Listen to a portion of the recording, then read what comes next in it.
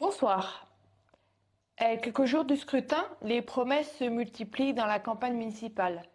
Nous avons demandé au maire de Chartrette de clarifier plusieurs sujets importants pour les habitants et d'expliquer ce qui est réellement réalisable par la commune.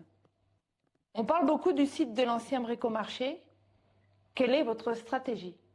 Bonsoir. Alors effectivement, le site de Bricomarché est un point particulier. Ça fait près de 20 ans que c'est une friche commerciale.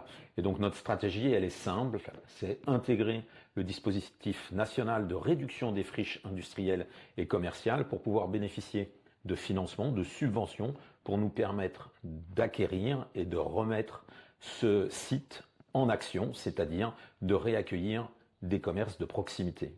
Bien évidemment, il est tout à fait impossible de prévoir des projets de logement sur cet espace puisque nous sommes en zone inondable et il est formellement interdit de construire des logements.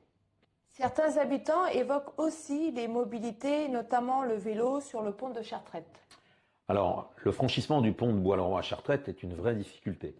Certains projets ont été émis comme la construction d'une passerelle qui pourrait relier les deux.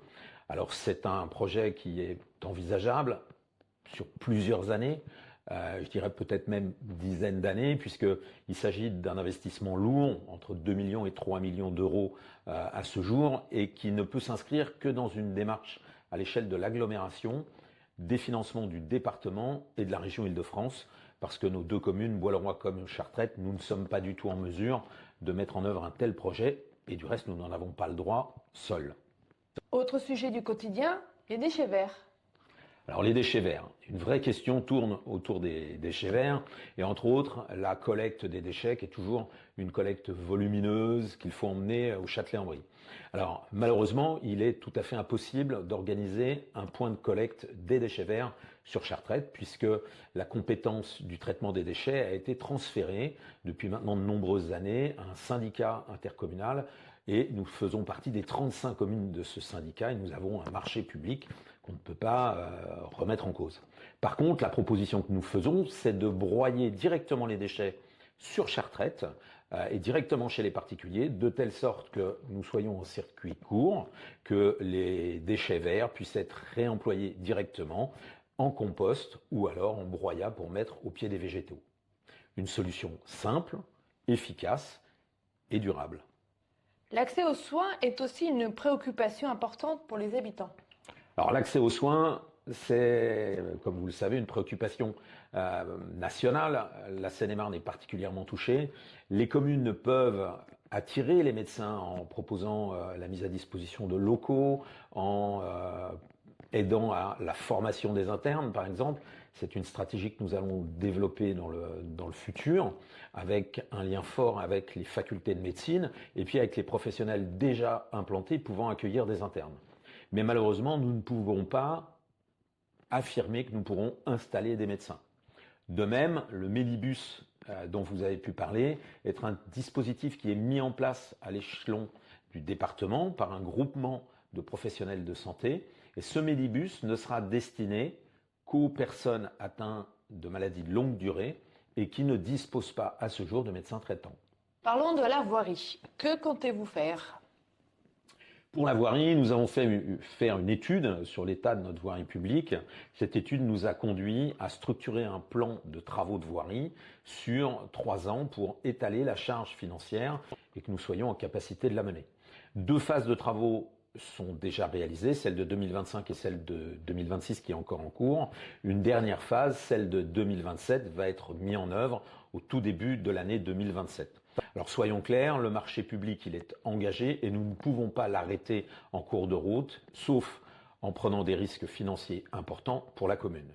Mais dans l'avenir, la ville va continuer à investir sur la remise en état de sa voirie publique dès lors que nous aurons réglé avec l'agglomération la mise en état et en conformité des réseaux d'évacuation d'eau et d'adduction d'eau. Et concernant l'éclairage public? Alors, dans la même manière, l'éclairage public est en cours d'installation. Il devrait être terminé fin mars, début avril. Pour l'instant, il y a encore des lampadaires à changer. On a près de 500 points lumineux sur la ville. Et puis, les réglages pour avoir l'intensité lumineuse qui nous convient en fonction des horaires se fera fin mars, début avril, comme j'ai pu vous le dire. Et sur la qualité de l'eau potable? Alors l'eau potable, vous avez suivi sans doute la fluctuation des taux de pollution dans l'eau potable de Chartrette. Aujourd'hui, la compétence sur l'eau potable, c'est une compétence qui appartient à l'agglomération du Pays de Fontainebleau. J'ai eu l'occasion de préparer le projet avec l'agglomération tout au long du précédent mandat et la construction de l'usine est programmée pour 2026, en tout cas les études sont programmées pour 2026, voire le démarrage de la construction. C'est une compétence qui ne nous appartient plus, donc la construction ne relève plus de la compétence de la ville et c'est entièrement l'agglomération qui pilotera ce projet. La question des finances publiques est centrale. Quelle est la situation de la commune?